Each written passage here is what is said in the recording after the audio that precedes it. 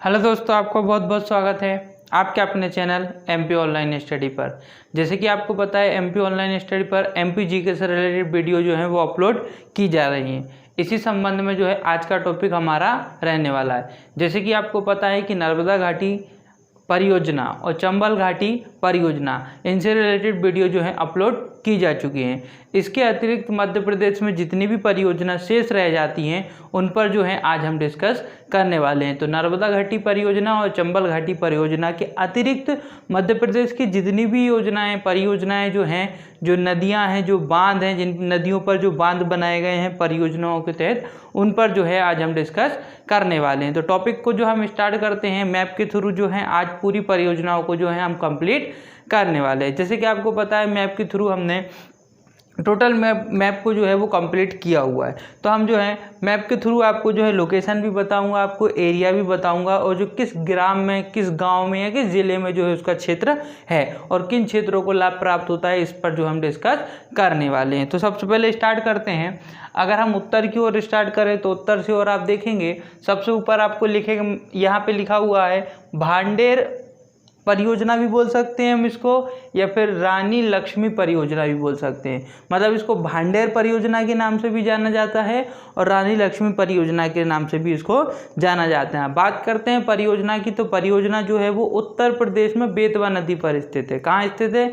उत्तर प्रदेश में बेतवा नदी पर स्थित है और वहीं पर एक बांध बनाया गया है, माता टीला बांध, जिसको क्या बोला जाता है? माता टीला बांध बोला जाता है। क्योंकि ये इम्पोर्टेंट इसलिए है क्योंकि उस बांध से, माता टीला बांध से एक नहर निकाली गई है और वो नहर जो है वो देखेंगे आप ग्वालियर, दतिया, भिंड, इसको जो है पानी उपलब्ध कराती है, जल उपलब्ध कराती है। इसलिए ये जो है इम्पोर्टेंट हो जाएगी। तो आपको याद ये रखना है कि भांडेर परियोजना या रानी लक्ष्मी परियोजना जो है वो उत्तर प्रदेश में बेतवा नदी पर है, जिसमें जो है माता टीला बांध बनाया गया है, परंतु वहाँ से एक नहर निकाली गई है।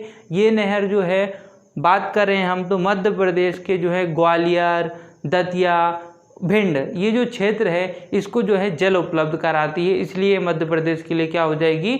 महत्वपूर्ण हो जाएगी। उसके नीचे आप देखेंगे, उसके नीचे लिखा हुआ है मोहिनी सागर परियोजना, और इधर देखेंगे आप अटल सागर परियोजना। तो मोहिनी सागर परियोजना और अटल सागर परियोजना दोनों ही परियोजना जो है शिवपुर में है। कहाँ पर है? शिवपुरी, जो हमारा एक ज़िला है, चंबल संभाग का एक ज़िला आता है शिवपुरी।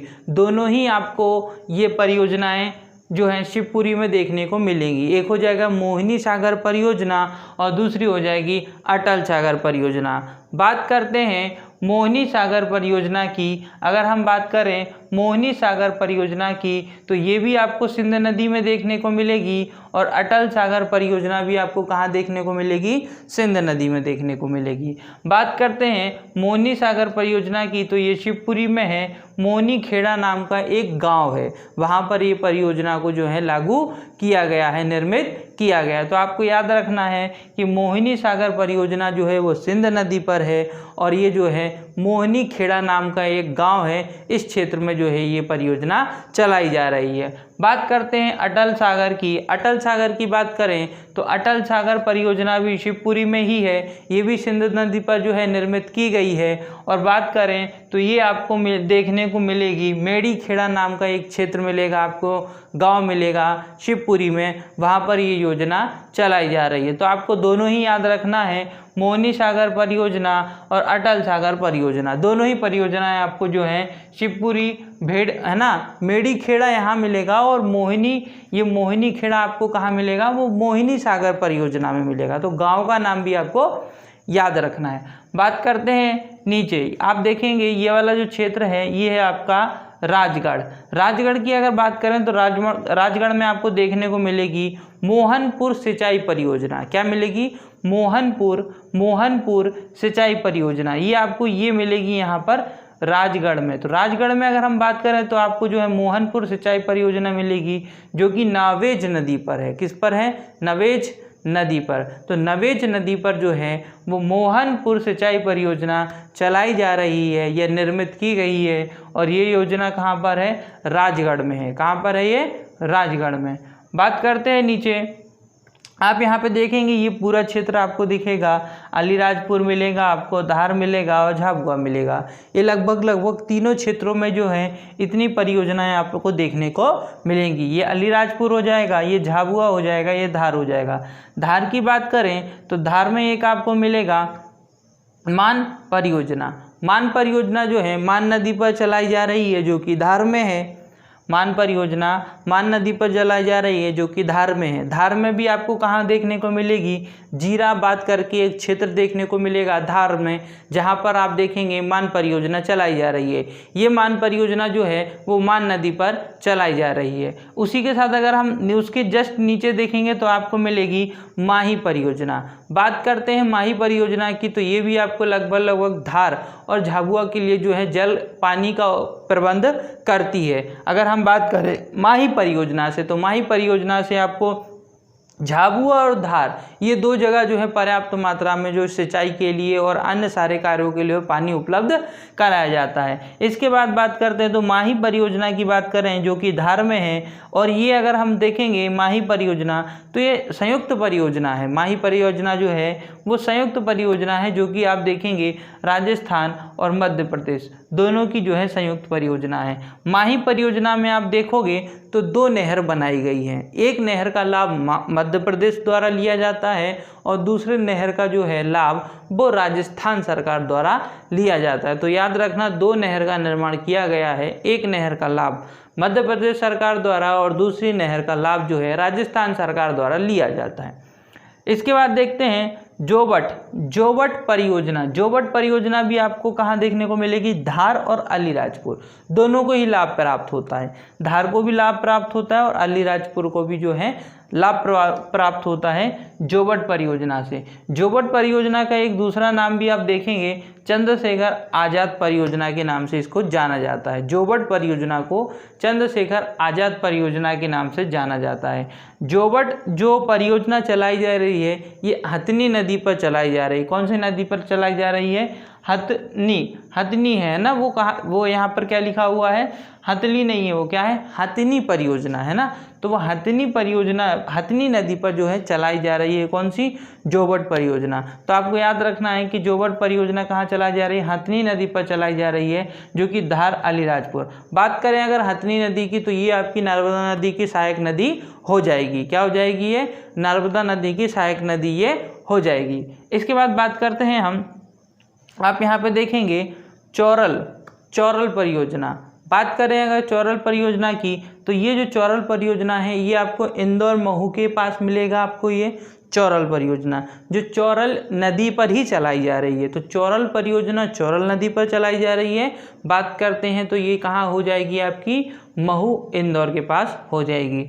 ये जो है आप देखेंगे ये इम्पोर्टेंट इसलिए हो जाती है चौरल परियोजना क्योंकि ये मध्य प्रदेश की एकमात्र अंतर्घाटी परियोजना है। चौरल परियोजना मध्य प्रदेश की एकमात्र अंतर्घाटी परियोजना है। तो आपको यहाँ पे ये पॉइंट याद रखना है कि ये मध्य प्रदेश की एकमात्र अंतर्घाटी परियोजना है।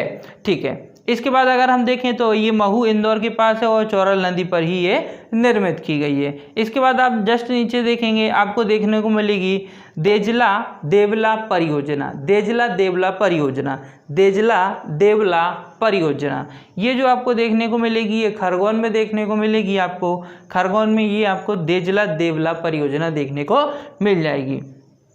फिर बात करते हैं यहाँ पर अगर हम बात करें तो ये आपको देखने को मिलेगा कोलार परियोजना। कोलार परियोजना की अगर बात करें तो ये सीहोर में आपको देखने को मिलेगी। सीहोर में आपको देखने को मिलेगी कोलार परियोजना। ये वाला क्षेत्र आपका सीहोर का हो जाएगा। तो आपको यहाँ पे ही देखने को मिलेगी कौन सी, कोलार परियोजना। लावा खेड़ी एक क्षेत्र है सीहोर में। सीहोर में एक लावा खेड़ी करके एक गांव है छोटा सा, वहां पर आपको ये परियोजना देखने को मिलेगी कोलार परियोजना, जो कि कोलार नदी पर ही जो है निर्मित की गई है। और ये कोलार नदी भी जो है आप देखेंगे ये नर्मदा नदी की सहायक नदी है ना। कोलार नदी भी जो है वो नर्मदा नदी की क्या हो जाएगी, सहायक नदी हो जाएगी। बस आपको याद इसमें ये रखना है कि कोलार परियोजना सीहोर में चलाई जा रही है और अगर क्षेत्र याद रखना है तो लावाखेड़ी याद रखना है और कोलार नदी पर ये जो है परियोजना चलाई जा रही है। इसके बाद ऊपर देखते हैं, एक है बारना परियोजना और एक है हलाली परियोजना। तो दोनों ही इम्पोर्टेंट है, विदिशा और रायसेन के अकॉर्डिंग दोनों ही क्षेत्रफल में आते हैं। विदिशा और रायसेन के क्षेत्रफल में दोनों को लगभग लिया जाता है। फिर भी अगर हम बात करें तो रायसेन में आप देखोगे तो बारना जो है, बारना का अधिकांश क्षेत्रफल, बारना परियोजना जो है, बारना परियोजना, इसका अधिकांश क्षेत्रफल आपको कहाँ देखने को मिलेगा? रायसेन में देखने को मिलेगा। रायसेन के बाड़ी एक क्षेत्र है, रायसेन का बाड़ी नाम का एक क्षेत्र है, वहाँ आपको बारना जो है, ये बारना परियोजना देखने को मिलेगी। बात करते हैं बारना परियोजना की, तो ये हलाली नदी पर है। कौन सी नदी पर है? ये हलाली नदी पर है। तो याद रखना, हलाली नदी पर कौन सी परियोजना है? बारना परियोजना है हलाली नदी पर। और ये बारना परियोजना कहाँ चलाई जा रही है? रायसेन बाड़ी, एक क्षेत्र है बाड़ी, और रायसेन क्या हो जाएगा? आपका जिला हो जाएगा। तो आपको ये बारना परियोजना याद रखना है। इसके नीचे देखेंगे आप हलाली परियोजना। अगर हम बात करें हलाली परियोजना की, तो आप देखोगे हलाली परियोजना, अच्छा, ये बारना परियोजना आपको जो है और हलाली नदी, ये लगभग जो है इनका क्षेत्र जो है आपको पास में ही मिलेगा। तो आप देखेंगे अगर, तो ये वाला देखेंगे हलाली परियोजना, तो ये हलाली नदी पर ही है ना। और हलाली जो क्षेत्र है पूरा, हलाली परियोजना का जो क्षेत्र है उसका लगभग कुछ भाग रायसेन में है और कुछ भाग विदिशा को भी लाभ प्राप्त करता है। इसलिए रायसेन और विदिशा दोनों क्षेत्र में हलाली जो है वो कहलाता है। तो हलाली नदी पर ही आपको क्या मिल जाएगी? हलाली परियोजना मिल जाएगी। इस हलाली परियोजना को एक दूसरे नाम से भी जाना जाता है, जिसका नाम है सम्राट अशोक। क्या नाम है? सम्राट अशोक परियोजना। तो हलाली नदी को एक अन्य नाम से भी जाना जाता है, तो वो नाम क्या हो जाएगा? वो हो जाएगा सम्राट अशोक परियोजना। इसके बाद बात करते हैं हम तवा परियोजना की। अगर हम बात करें तवा परियोजना की, तो तवा जो है वो नर्मदा नदी की सहायक नदी है। तवा नदी जो है वो बैतूल से ही निकलती है। ताप्ती नदी की बात करें तो वो बैतूल के मुलतई से निकलती है, लेकिन तवा नदी की अगर हम बात करें तो बैतूल से निकलती है। लेकिन अगर हम बात करें तवा परियोजना की, तो तवा परियोजना जो है रानीपुर, एक आपको छोटा सा गाँव मिलेगा इटारसी के पास, जो होशंगाबाद जिले में आता है ना। अगर हम तवा परियोजना की बात करें तो ये रानीपुर एक गांव है। रानीपुर एक क्या है? गांव है। उस रानीपुर गांव, इटारसी और होशंगाबाद जिला, ये पूरा क्षेत्र आ जाएगा जिसमें आपको तवा परियोजना देखने को मिलेगी। अच्छा, ये जो बांध बनाया गया है तवा परियोजना के तहत, उसकी ऊंचाई जो है 58 मीटर है। उसकी ऊंचाई की अगर हम बात करें तो ऊंचाई कितनी हो जाएगी? 58 मीटर। किसकी? तवा परियोजना की, या तवा परियोजना के अंतर्गत जो बांध बनाया गया है, तो ये हो जाएगी 58 मीटर। बात करते हैं पेंच परियोजना की। आप देखेंगे यहाँ पर ये पेंच परियोजना जो है आपको छिंदवाड़ा में मिल जाएगी। कहाँ मिलेगी आपको? ये वाला क्षेत्र छिंदवाड़ा का हो जाएगा, ये क्षेत्र सिवनी का हो जाएगा, ये वाला पूरा बालाघाट का हो जाएगा। ऊपर जाएंगे तो ये आपको मंडला का मिलेगा। तो बात करते हैं पेंच परियोजना की, तो पेंच परियोजना जो है छिंदवाड़ा में है, और ये पेंच परियोजना चूँकि सीमा पर है महाराष्ट्र और मध्य प्रदेश की, इसलिए ये संयुक्त परियोजना हो जाएगी मध्य प्रदेश और महाराष्ट्र की। तो पेंच परियोजना कहाँ पर है? छिंदवाड़ा में है। पेंच परियोजना कहाँ पर है? छिंदवाड़ा में है। मध्य प्रदेश और महाराष्ट्र दोनों की संयुक्त परियोजना है। आगे देखते हैं अपर वैनगंगा परियोजना। देखा, ये वाला जो क्षेत्र है ये सिवनी का क्षेत्र है ना। तो ये अपर वैनगंगा परियोजना जो है वो सिवनी में है, और इसका एक दूसरा नाम भी है अपर वैनगंगा। अपर वैनगंगा परियोजना का एक दूसरा नाम भी है जिसको कहा जाता है संजय सरोवर परियोजना। किस नाम से जाना जाता है? इसको नाम से जाना जाता है संजय सरोवर परियोजना के नाम से जाना जाता है। और ये कौन सी नदी पर है? वैनगंगा नदी पर है। मैंने आपको बताया था ये कौन सी नदी पर है? वैनगंगा नदी। वैनगंगा नदी आगे चलकर वर्धा नदी में मिल जाती है, वर्धा नदी जाके गोदावरी नदी में मिल जाती है। तो ये पॉइंट भी आपको इसमें याद रखना है। तो ये सिवनी वाला क्षेत्र हो जाएगा। नीचे आएंगे तो ये बालाघाट मिलेगा। बालाघाट में आपको देखने को मिलेगी बाबनी थड़ी परियोजना या फिर राजीव गांधी सागर परियोजना, दोनों उसके ही नाम है ना। तो बाबनी थड़ी परियोजना, ये देखिए बाबनी थड़ी परियोजना या राजीव गांधी सागर परियोजना। तो आप देखेंगे राजीव गांधी सागर परियोजना, ये जो पूरा क्षेत्र किसका है, बालाघाट। तो ये कहाँ पे मिलेगी आपको, बालाघाट में मिलेगी, है ना। अगर बालाघाट में भी क्षेत्र देखेंगे तो कुड़वा नाम का एक क्षेत्र मिलेगा आपको, कुड़वा नाम का एक क्षेत्र मिलेगा जहाँ आपको ये परियोजना देखने को मिल जाएगी, है ना। और ये बाबनी घड़ी नदी है, एक बावन घड़ी नाम की एक नदी है, बावन घड़ी नाम की एक नदी है, उस पर ये जो है परियोजना आपको देखने को मिलेगी, बावनी खड़ी परियोजना या राजीव गांधी सागर परियोजना। इसके बाद बात करते हैं यहाँ पर मंडला में आपको 2 परियोजना देखने को मिलेगी, दोनों इंपॉर्टेंट हैं, याद रखना है, थाबर परियोजना और माटियार परियोजना और थाबर परियोजना, दोनों ही इंपॉर्टेंट हैं क्योंकि दोनों ही मंडला में हैं, तो दोनों ही आपको याद रखना है। एक आपका थाबर परियोजना और दूसरा जो है माटियार परियोजना। थाबर परियोजना और माटियार परियोजना दोनों याद रखना है। थाबर परियोजना की बात करें तो थाबर नदी पर है मंडला, और मंडला में भी क्षेत्र क्या आ जाएगा, झुलपुर नाम का एक क्षेत्र मिलेगा आपको मंडला पे, वहाँ आपको कौन सी परियोजना चल रही है, थाबर परियोजना जो है थाबर नदी पर है, तो ये भी आपको याद रखना है। बात करते हैं माटियार परियोजना की, ये भी मंडला में ही है, मैंने आपको बताया। सिमरिया नाम का एक क्षेत्र मिलेगा, एक छोटा सा कस्बा मिलेगा आपको, है ना। माटियार परियोजना आपको कहाँ मिल जाएगी, सिमरिया में मिल जाएगी, जो कि खुद एक माटियार नदी पर स्थित है। तो याद रखना माटियार परियोजना माटियार नदी पर है, याद हो जाएगा। थाबर परियोजना जो है थाबर नदी पर है, लेकिन दोनों ही मंडला में है, क्षेत्र अलग अलग है, वो याद रखना है।